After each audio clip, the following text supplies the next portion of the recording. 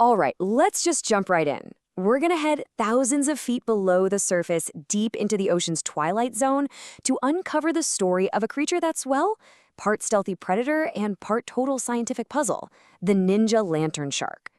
I mean, just look at this name. It's sleek, it's jet black, and it is hiding some incredible secrets.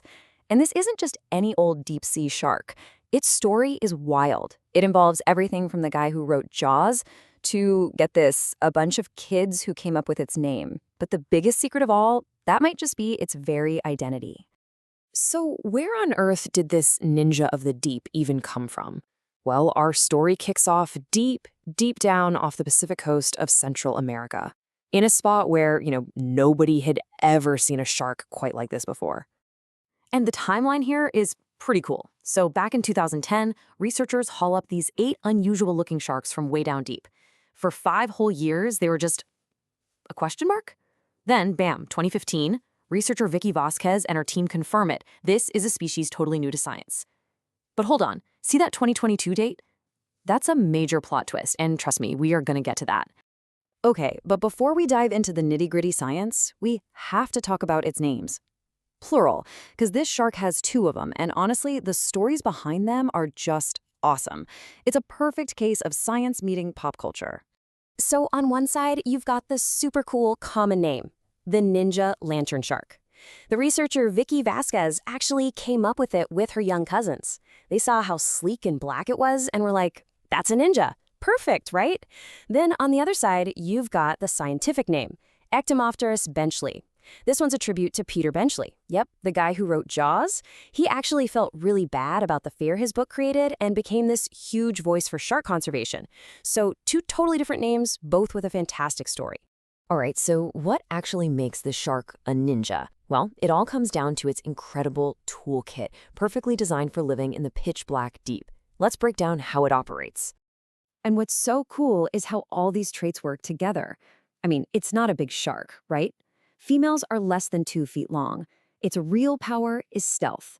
That jet black skin, that's camo layer number 1. But here's the really clever part. Those photophores, the little light-producing organs, see how they're reduced? That's the key. Other lantern sharks are practically covered in these things, but the ninja has way fewer. That makes it darker, stealthier, a true master of hiding in plain darkness. And the photophores it does have? Oh, they're for one of the most amazing tricks in the entire animal kingdom, counter-illumination. It's basically a real-life invisibility cloak for the deep sea. Now, the word sounds super scientific, I know, but the concept behind it is just brilliant. Here's how it works. Imagine you're a bigger predator, way down deep, looking up. What are you looking for? A shadow, right? A dark silhouette against that faint glimmer of light from the surface. Well, the ninja lantern shark completely outsmarts you. It flips on these tiny lights on its belly, and it matches the light from above perfectly. And just like that, poof, its silhouette is gone. It literally disappears. That is some next-level ninja stealth.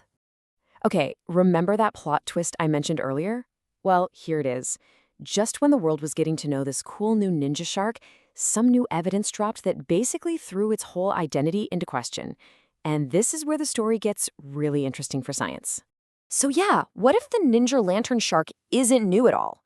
That's exactly what scientists started asking. See, the original discovery was all based on what they could see with their eyes, its physical form, its morphology, but the big question was, what about its DNA? And at first, it looked like a slam dunk. Based on its physical traits, the ninja seemed totally unique. You compare it to a similar shark, the small-eye lantern shark, and you see real differences: fewer teeth, a shorter snout, and of course, that signature jet black color. It was more than enough to say, hey, we've got a new species here. But as we're about to see, looks can be deceiving. And then the genetics results came in. In 2022, they finally sequenced the DNA from both sharks. And the genetic difference between the ninja and the small eye? It was this: 0.0518%. That is a tiny, tiny number. Now, to give you some perspective on just how tiny that is, get this. Usually, for 2 lantern sharks to be considered separate species, you're looking for a genetic difference of about 1.6%. The difference here was more than 30 times smaller than that. It's practically nothing. And that led to a pretty shocking conclusion. The ninja lantern shark probably isn't a new species after all.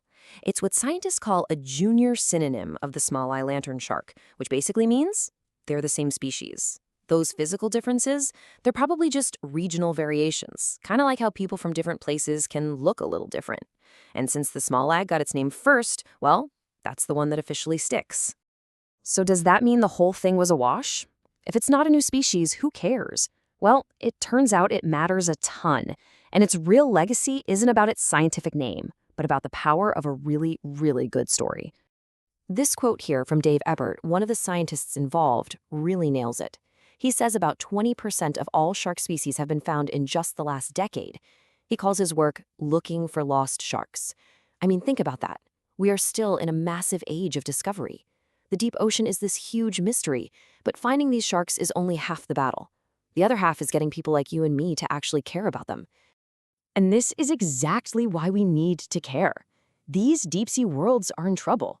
You've got threats like deep-sea bottom trawling, where these sharks just get scooped up by accident. And then there's the looming threat of deep-sea mining, which could totally wreck their homes. The thing is, these sharks grow super slowly and don't have many babies, which makes their populations incredibly fragile. And that brings us back to the ninja's real legacy. Giving a mysterious black shark a name as cool as Ninja Lanternshark? Turns out that was a stroke of genius for getting the word out. It grabbed headlines all over the world. It made people stop and think about the amazing, weird creatures living way down in the deep. It basically became a celebrity ambassador for all the other lost sharks out there that are still waiting for their moment in the spotlight. So in the end, whether you call it a new species or just a really cool local variant, the story of the Ninja Lantern shark is an amazing reminder that science is a journey, not just a destination. There is still so much we don't know, and that leaves you with one last awesome question to think about. In that massive, dark, unexplored part of our world, what other ninjas are still out there, hiding in the deep?